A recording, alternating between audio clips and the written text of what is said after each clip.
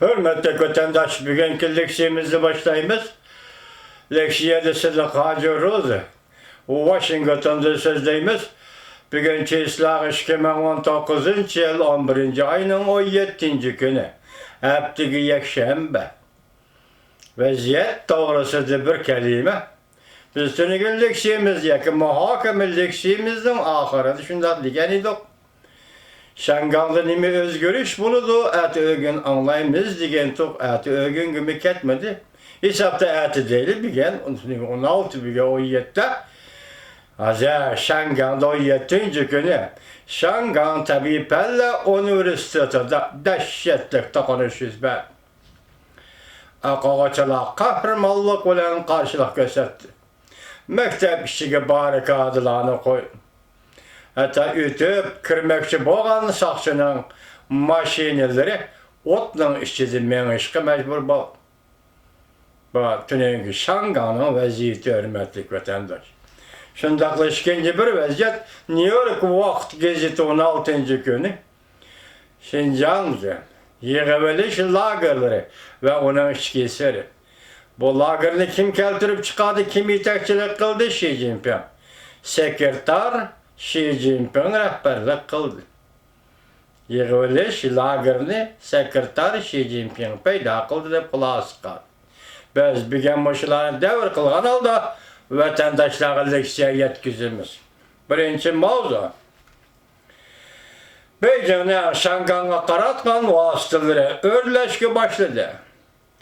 Amerika sokelişten burun tuğan selişi lazım. Mavzulu haber 11. ayının 16. günü Washington Post gazeti ilan kılındı. Haber bundak başlandı. Şangal'da namayiş ve tokunuş örlemekte. Şangal'da Hong Kong'da turuşluk azatlık armiya az uçuraydıgan bir ahvalda koçuğu çıktı. Taşkarı dünyanın dikkatini tarttı. Washington Post gazeti bugün obzor ilan kılıp bundak görsetti. Beijing Şangal'ı tehime kesken kurallık vasıta kullanışı mümkün. Amerika ve başka demokratik devletler takabül turuşka tayyar turuşu lazım. Dikkat vatandaş, yani bir okuyayım bir abzasını. Washington Post gazeti bugün obzor ilan kılıp mundak görsetti. Beijing Şangal'ı tehime kesken kurallık vasıta kullanışı mümkün.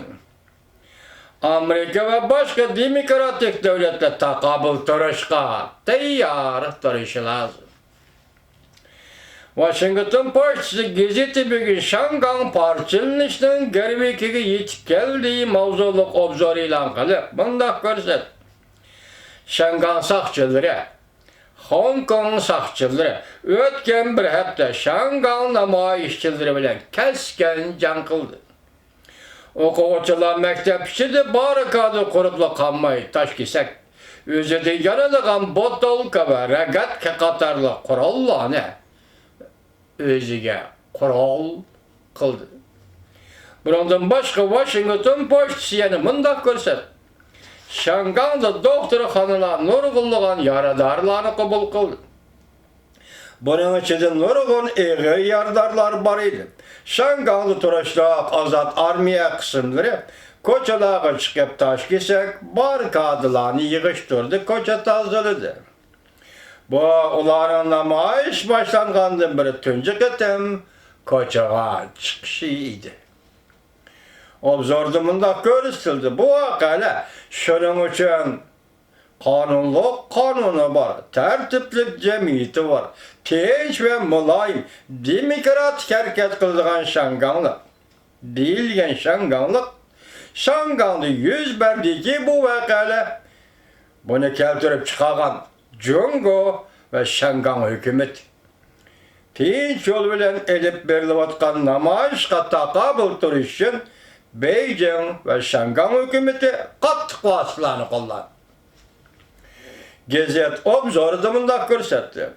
Ötküzüp bir iş kanunu çekindiriş namayışçılarının destekli çağlardaki talepleri idi. Lekin Şangan hükümeti bu talabga cevap berishni rad qildi. Bu gazet mundaq ko'rsatdi. Namoyishchilar haftaning oxirida namoyish qiladi, lekin saqchilarning yashab qo'zadigan bombasdan rezinka o'qlarni va rost etilgan o'qlarning yaralantirishning zarbasi uchirildi. Shundan keyin Şanganli namoyishchilarning talablari yangidan ko'payishga va mazmuni o'zgarishga boshladi. Beijing yana murassallashni rad qildi. Bu hafta oxirida namoyish qilish tartiblarini hamda namoyishchilarning hafta oralig'ida namoyish qiladigan tartibiga o'zgardi. Namoyishchilar saqchilarga zo'ravonlik bilan javob qaytarib, o'zlarini qo'llaydigan bo'ldi. Namoyishchilarni zo'ravonlik qiladigan bir ishga kelsak, Washington Post gazeti afsuslanadiganligini bildirdi. Lekin bu gazet obzorida mundaq ta'kidladi. O'quvchilar hargiz qarshilashni keltirib chiqargan bir taraf emas. Hamda mundaq qarshilashni ham to'xtatolmaydi.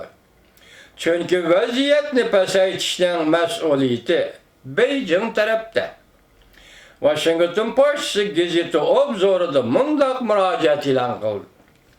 Şangan ko'chalaridagi qarshilik ko'rsatishni oxirlashtirishning birdan bir chorasi Şangan hukumati saqchilarning harakatlarini to'xtatib, namoyishchilarning muvofiq talablariga javob qaytarishdan iborat.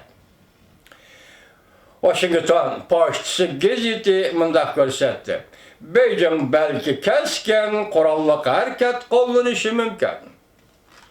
Agar vaziyat rostla shundoq taraqqiy qiladigan bo'lsa, undaqda Amerika va boshqa demokratik davlatlar Jungo qurol ishlatadigan vaziyatga taqobil turishga tayyorlik qilish lozim. Deydi Washington Post gazeti oxirgi bir abzasini yana o'qib berman, hurmatli vatandosh. Washington Post gazeti mundaq ko'rsatdi.